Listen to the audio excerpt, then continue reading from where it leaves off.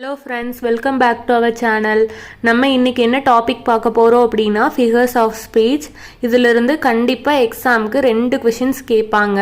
ஒன்னு லைன்ஸ் கொடுத்து அதால என்ன figure of speech வந்திருக்குன்னு கேட்பாங்க. அப்படி இல்லனா டெஃபினிஷன் கொடுத்து இது எந்த figure of speech ன்னு சொல்லி கேட்பாங்க.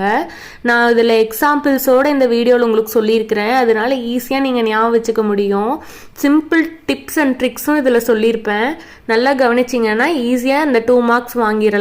சரி வாங்க வீடியோக்குள்ளே போகலாம். ஃபிகர் ஆஃப் ஸ்பீச் அப்படின்னா என்னன்னா அணிகள். தூய தமிழில் சொல்லணும்னா அணிகள். நம்ம தமிழில் உவமை அணி, உருவக அணி, தற்குறிப்பேற்றணி இந்த மாதிரி அணிகள் படிச்சிருப்போம் இல்லையா? அந்த மாதிரி அணிகள் தான் இந்த ஃபிகர் ஆஃப் ஸ்பீச்சுக்குள்ளேயே வருது. சரி வாங்க ஃபஸ்ட்டு ஃபிகர் ஆஃப் ஸ்பீச்னால் என்னென்னு பார்ப்போம்.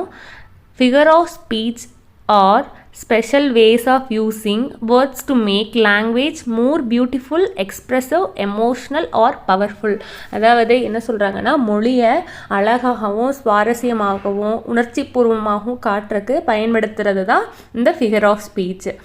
இதில் it is not used in a normal or literal meaning but in a creative way to give special effect.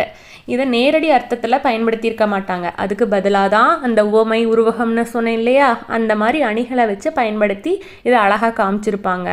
இன்னும் சிம்பிளாக சொல்லணும் அப்படின்னா it is a creative expression that makes writing R speech more interesting. மொழியை அழகாகவும் வலிமையாகவும் காட்ட பயன்படுத்துறது தான் இந்த ஃபிகர் ஆஃப் ஸ்பீச். இதில் இருக்கிற டைப்ஸை நம்ம 1 by 1 பார்க்கலாம். இந்த டைப்ஸை படிச்சிங்கனாலே போதும், எக்ஸாமில் ஈஸியாக நீங்கள் அந்த 2 மார்க்ஸ் வாங்கிட்டு போயிடலாம். நெக்ஸ்ட்டு பாருங்கள், சிமிலி என்னன்னு பார்க்கலாம். சிமிலி அப்படின்னா இங்கே உவமை அணின்னு சொல்லியிருக்கிறாங்க. உவமை அணினா என்ன? போல, போன்ற இந்த மாதிரி வார்த்தைகளை பயன்படுத்தி மறைமுகமாக ஒப்பிட்டு சொல்கிறத தான் உவமை அணின்னு சொல்லுவோம். சரி நம்ம இங்கே என்னென்னு கொடுத்துருக்காங்கன்னு பார்க்கலாம். A simile is a comparison of 2 things using the words like or as. பாருங்கள் இங்கேயும் லைக் இல்லை ஆஸுங்கிற வார்த்தையை பயன்படுத்தி மறைமுகமாக ஒப்பிட்டு சொல்லுவாங்க. அதை தான் சிமிலி அப்படின்னு சொல்லி சொல்கிறாங்க. சரி எக்ஸாம்பிள்ஸ் பார்க்கலாம். ஆஸ் ஸ்வீட் ஆஸ் ஹனி அப்படின்னு சொல்லி சொல்கிறாங்க. அப்போ தேனை போல இனிப்பாக இருக்கிறது அப்படின்னு சொல்லி இங்கே மறைமுகமாக ஒப்பிட்டுருக்குறாங்க. ஸோ இதுதான் சிமிலின்னு அர்த்தம். அடுத்தது பாருங்கள், racing like a frightened tiger, frightened rabbit, பாய்ந்து ஓடும் முயலை போல அப்படின்னு சொல்லி சொல்கிறாங்க. இதையும் மறைமுகமாக ஒப்பிட்டுருக்காங்க. நல்லா ஞாபகம் வச்சுக்கோங்க. சிமிலினாலே ஆஸ் அல்லது லைக் அந்த சென்டென்ஸில் வந்திருக்கும். What is metaphor? அதுதான் பார்க்க போகிறோம். மெட்டஃபர் அப்படின்னா உருவகணின்னு சொல்கிறாங்க. இங்கே நேரடியாக ஒப்பிட்டிருப்பாங்க. அதைத்தான் உருவகணின்னு சொல்லுவோம். இப்போ நம்ம இந்த டெஃபினிஷனை பார்ப்போம். A metaphor is a direct comparison between 2 unlike things without using like or as. Like இல்லை ஆஸ் இல்லாமல் டைரெக்டாக கம்பேர் பண்ணி சொல்கிறத தான் மெட்டஃபர்னு சொல்கிறாங்க. Example, time is a thief, then the class room was a zoo மாதிரி இருக்குது கிளாஸ் ரூமு. ஆனால் அங்கே என்ன ஜூவாக இருக்குது? இல்லை அதான் டைரெக்டாக கம்பேர் பண்ணி சொன்னாங்க அப்படிங்கன்னா அது வந்து மெட்டஃபர் அப்படிங்கிறது ஞாபகம் வச்சுக்கோங்க. நெக்ஸ்ட்டு பாருங்கள், நான் டிஃப்ரென்ஸ் பிட்வீன் போட்டிருக்கிறேன். அதை இருந்துச்சுன்னா ஈஸியாக ஞாபகம் வச்சுக்கலாம் இல்லையா, அதுக்காக போட்டிருக்கேன். சிமிலி அப்படின்னா இன்டைரக்ட் கம்பேரிசன், மெட்டஃபர் அப்படின்னா டைரக்ட் கம்பேரிசன் அப்படிங்கிறத ஞாபகம் வச்சுக்கோங்க. Okay, it is a indirect comparison between 2 different object or things extra. அப்புறம் சிமிலியில் என்ன வார்த்தை பயன்படுத்தியிருப்போம்? ஆஸ் அல்லது லைக் பயன்படுத்தியிருப்போம். இதுவே மெட்டஃபரில் அந்த மாதிரி எதுவும் பயன்படுத்தியிருக்க மாட்டோம். நம்ம அங்கே டைரெக்டாக கம்பேர் பண்ணியிருப்போம். சரி இப்போ எக்ஸாம்பிள் பார்ப்போம். சிமிலிக்கு he is as brave as a lion. Lion மாதிரி தைரியமாக இருக்கான், லயன் போல தைரியமாக இருக்கான் அப்படிங்கிறத இதோட தமிழ் அர்த்தம். அப்போ இங்கே போலங்கிற பயன்படுத்திட்டோம். ஸோ அப்போ இது வந்து சிமிலியில் வருது.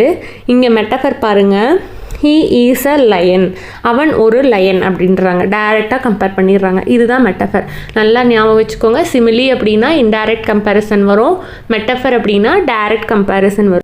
நெக்ஸ்ட்டு பாருங்கள், பர்சானிஃபிகேஷன். பர்சானிஃபிகேஷன்னா தமிழில் தற்குறிப்பேற்றணின்னு சொல்லியிருக்கிறாங்க. அதாவது உயிரில்லாத பொருளுக்கு உயிர் கொடுத்து சொல்கிறத தான் பர்சானிஃபிகேஷன்னு சொல்கிறா. சரி, டெஃபினேஷன் பார்க்கலாம்.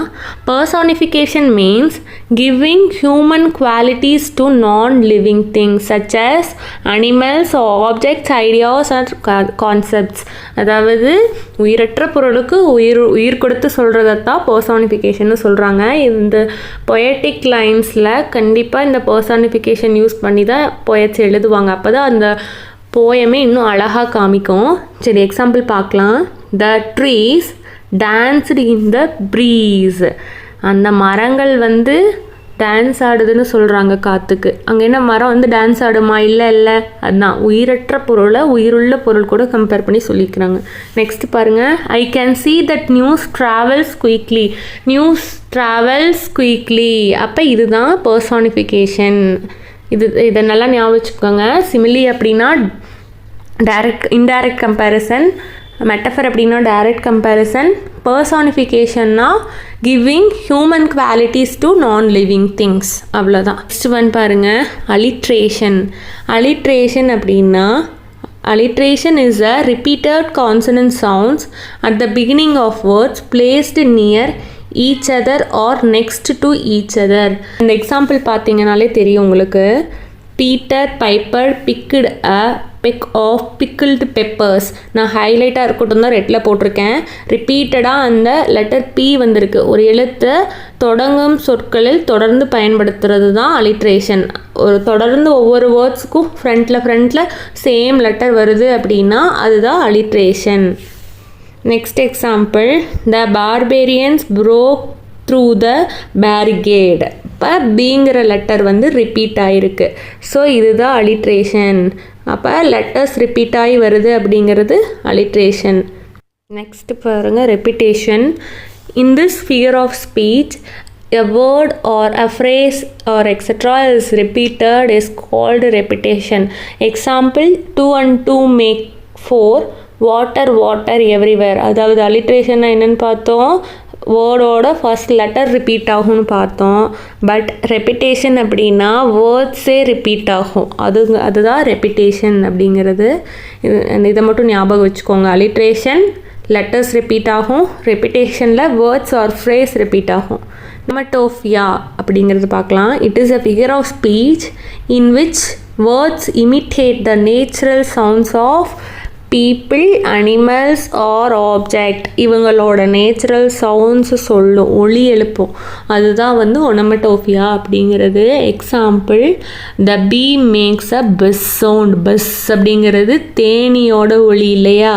த கேட் சேஸ் மியாவ். மியாவுங்கிறது பூனையோட சத்தம். அதாவது அந்த அனிமலோட சத்தத்தை சொல்கிறது தான் ஒனமட்டோஃபியா அப்படின்னு சொல்கிறாங்க.